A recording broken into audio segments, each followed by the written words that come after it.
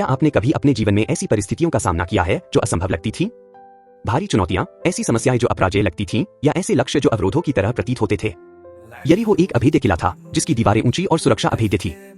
मानवीय दृष्टिकोण से इसे जीतना असंभव था। फिर भी परमेश्वर ने यहोशू से कहा, देखो, मैंने यरीहो को तुम्हारे हाथों में दे दिया है। यह विजय की एक घोषणा थी, उतनी ही निश्चित जितना कि बैंक में पैसा जमा करना। परमेश्वर ने पहले ही यरीहो के भाग्य को निर्धारित कर दिया था और इस्राएल की जीत निश्चित थी। यहोशू को बस परमेश्वर की योजना और रणनीति पर भरोसा करना था। यही असंभव को वास्तविकता में बदलने की कुंजी थी। हमारा जीवन भी अलग नहीं है।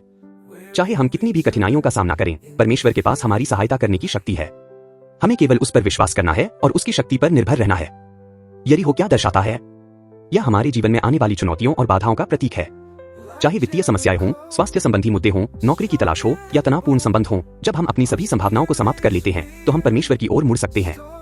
वह ऐसे समाधान प्रदान करेगा जो हमारी मानवीय समझ से परे हैं और ऐसे द्वार खोलेगा जिनकी हम कभी कल्पना भी नहीं कर सकते। यीशु मसीह ने क्रूस पर वह कार्य पूरा किया जिसे हम स्वयं कभी नहीं कर सकते थे। हमारा उद्धार हमारे अपने प्रयासों का परिणाम नहीं है, बल्कि परमेश्वर की दिव्य योजना का हिस्सा है।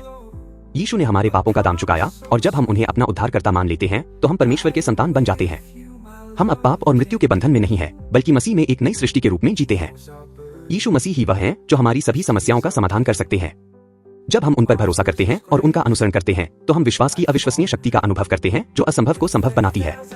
जिस प्रकार यरीहो गिर गया, उसी प्रकार हमारे जीवन की हर बाधा मसीह के द्वारा दूर हो जाएगी।